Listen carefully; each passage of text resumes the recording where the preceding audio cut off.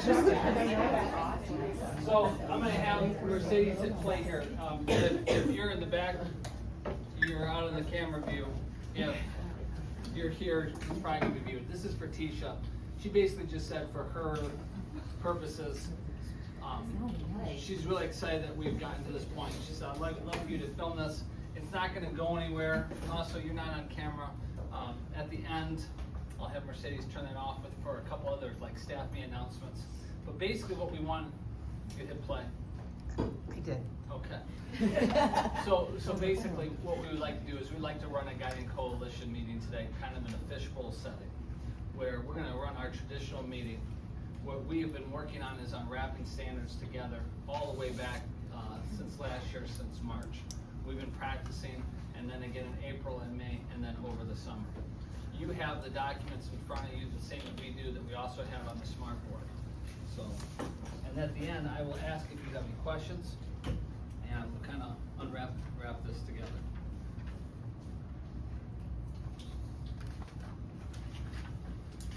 So we're going to get started. We begin on time, end on time. Our meeting will end at 8:15. Our timekeeper is Chantel. Chantel, at about 8 o'clock, can you give me a little 5-minute warning? Present today, that means that no check, unless it's pertaining to this meeting. Our note taker is Ashley, that will be putting the information right there on our document. Our collective commitments, let me just share that we revised our mission statement for the Guiding Coalition.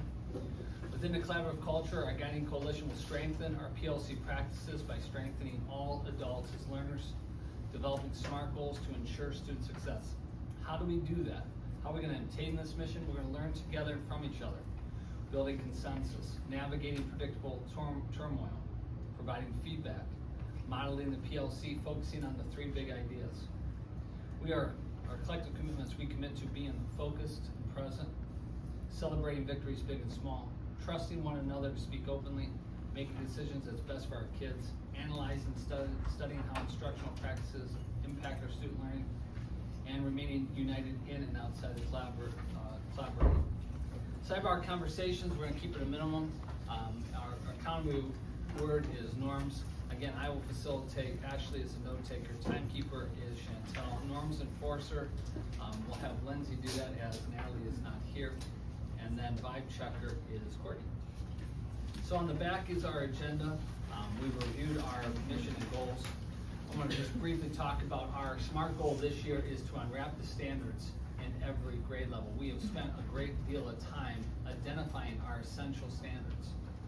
So once we've identified our essential standards of what our students must know, now we're going to spend some time getting clear into what does that standard actually mean, and bringing everybody to the table. We have a lot of support staff that push in during our RTI time, our flood of services. We have service providers come and go. We're all sort of working on that tier 1 standard. So let's become insanely clear about what that means. It was hard to pare down what is essential and what isn't. The next step of this is, do we truly understand what do we want our students to know and be able to do? Sometimes it's within the verbs, the nouns, and also then the common formative assessment, which will be the next step. Is it really assessing what we want our students to know and be able to do? So our SMART goal this year is to unwrap the standards in those different grade levels. Today we're going to do the fishbowl modeling. Next week, 1 week from, we're all going to more sit in a circle together and unwrap one together. And then the week after that, we will begin meeting in the mornings in little grade levels to do this together. We have an unwrapping document, which we use as our template. On the right, on the top, it says unwrapping protocols. A hard copy of this template will be used by all participants except for one recorder. The one recorder will document this into a Google Doc where it's shared amongst the participants. At the end of the meeting, we should identify what is the next standard that we're going to look at next week. It makes sense to pick a standard that we are doing right now so we can become really clear about what we want our students to know and be able to do right now. Obviously, there's a lot of standards that pop up throughout the week or in units. So next week, we probably should pick one that also connects. So with that, what we're going to do together is silently, what we're going to do is follow the protocol on the left, how to unwrap the essential standards. We're going to focus in on these key words. So our guiding coalition is going to do that, and I invite you to do this as well at your place. We chose a 3rd grade reading standard. Looks pretty simple on paper. We could have picked something more complex within writing and math. We chose something that at first glance looks kind of simple, but let's really truly dive into, are we clear of what we want our students to be able to do? So at this time, I'm going to ask, within 30 seconds or a minute, circle the verbs.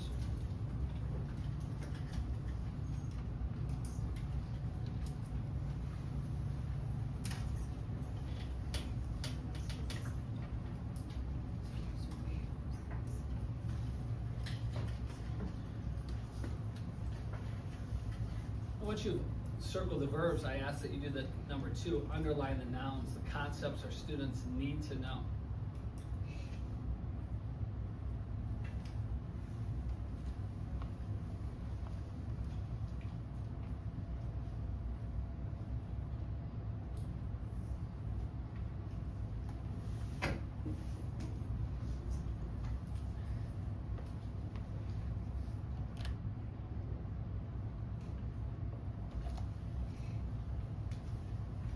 Number 3 asks us to double underline any prepositional phrases.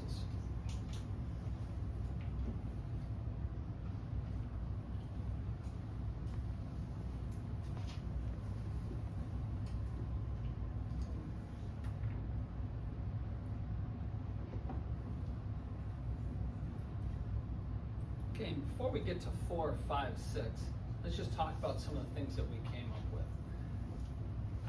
Let's go with verbs. I think there were 2 verbs that sort of popped out. What were the 2 verbs? Describe and explain. Now let's talk about some of the nouns. We had to underline some nouns. What were some of the nouns that we underlined? Characters.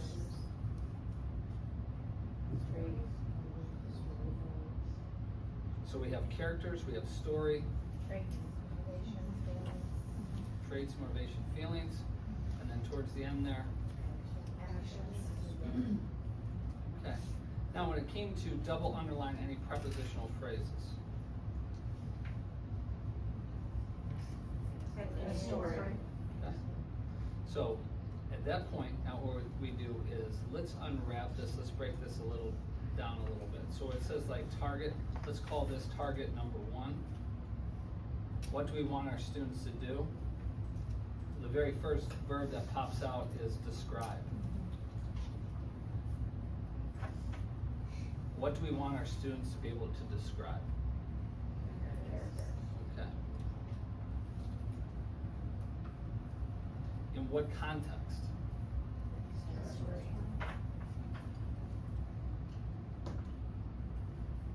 Let's just pause on, Question, or is that in what context, how they're gonna do it? No.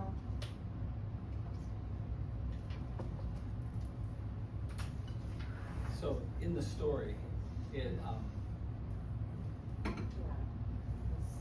think that's a prepositional phrase because it's going to be describing a character that's in a story. That's the context of the yeah, story. it's a great question. Yep. And then let's just pause on depth of knowledge just for a second and 5-minute warning. 5-minute warning. Okay, so let's go into learning target number 2. So not only just describe the characters of the stories, what else do they want us to do? Explain. Okay, so we're gonna use our second verb, explain. And then what do we want our students to be able to explain? Actions. Actions of what?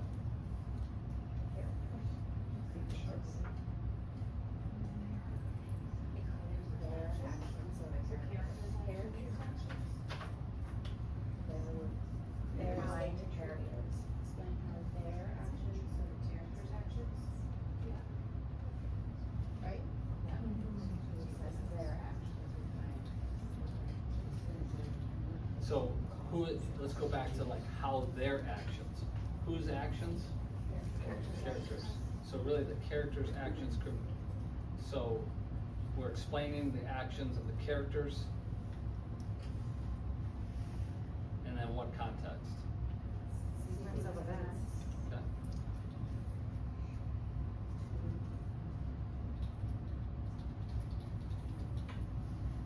So, is there anything else? Is there a learning target number 3, or is it within just those 2?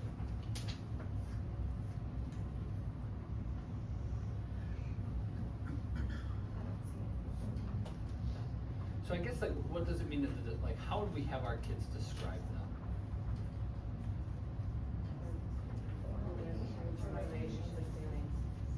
Okay, so like orally describe.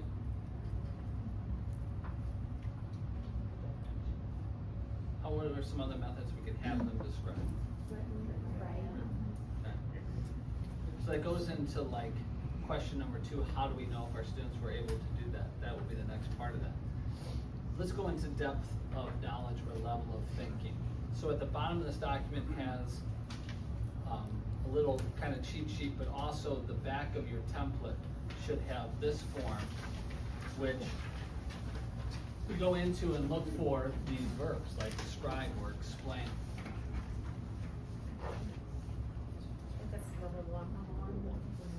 Okay, so level 1, if we look, it says identify or describe literacy elements like character, setting, sequence.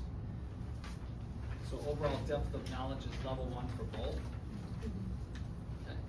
So at this time, let's go into like a kid-friendly essential standard.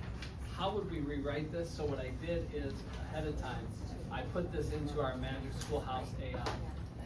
We've talked about this. You could put this you could unwrap the entire thing using AI.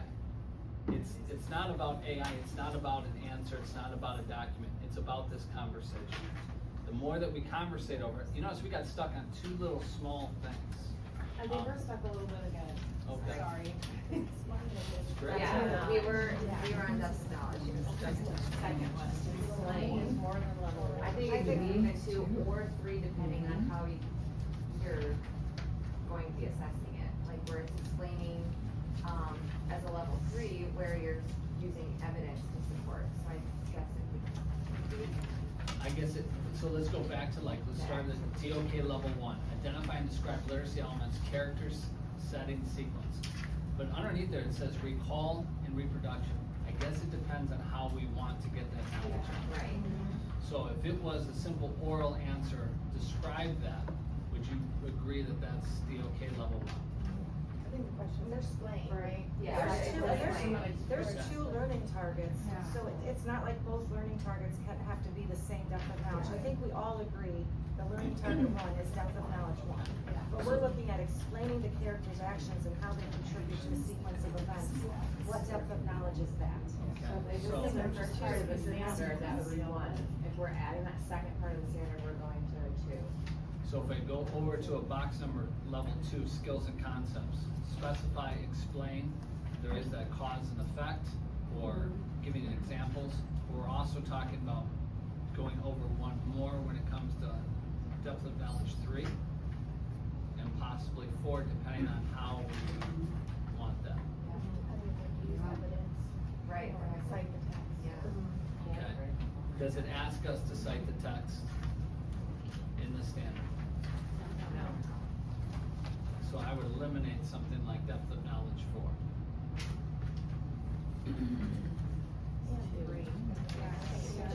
When you look at identifying main ideas or accurate generalizations of the text, that kind of seems a little bit more what we're doing here, starting with sequencing of events and their actions. Chantal brought up a good point, she just said, it also may depend on the grade level and what they can do in studying. Okay. So being grade level 3, Yeah. at this point, that definitely has an impact versus first grade. Right. Yeah. But again, if we're bringing all the support staff and grade level teachers in the 3rd grade around the table, they're gonna have a really great conversation and become clear of what do we expect our students to know. How are we gonna assess this? If I pull a small group, how do I know they're able to describe? So at this point, what we would do is we would probably copy and paste a kid-friendly, when you read a story, you could tell the what the characters like, how they feel, why they do certain things. You could also explain what the characters do to help the move the story forward. So that would be written, taking the same standard, put it in kid-friendly language, we would copy and paste that into our template. Then the conversation really goes into like foundational knowledge and skills. What would they need at this point to be able to do this in the 3rd grade? So let's just talk about some of those things real quick. What are some of the skills that they're gonna need in order to, foundational knowledge or skills, in order to do this one? The exceptional story elements, just your basic, like what's a character, yeah. Something like adjectives, like describing words.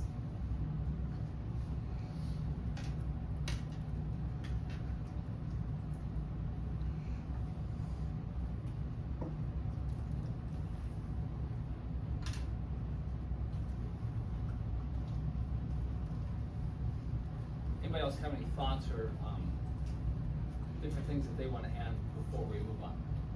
Maybe just what some of these words mean too, like traits, if you're using that word with them, yeah, the vocabulary of some of it. Yeah. That's great.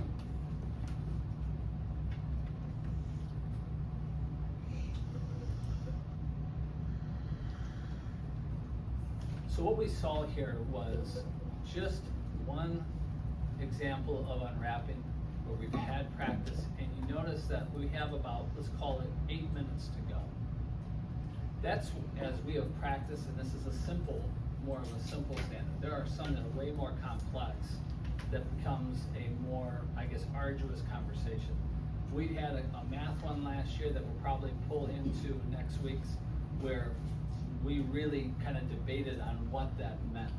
But we left there all on the same page of what exactly were we asking our kids to be able to do. So it's just gonna take some practice. We have a limited amount of time every morning to do one standard a week. So obviously getting started with those norms and or like document and coming prepared is essential because we only have so much time.